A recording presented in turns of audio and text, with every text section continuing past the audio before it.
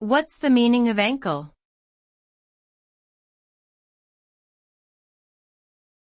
Ankle.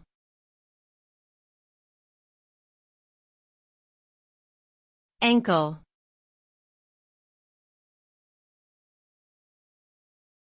Ankle.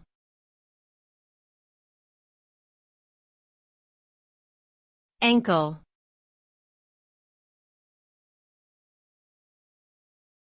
Ankle.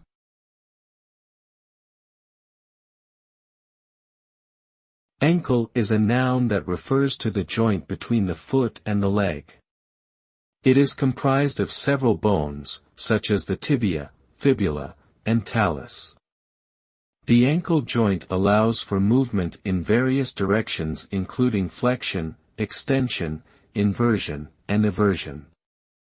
It is an important joint for weight-bearing activities such as walking, running, and jumping.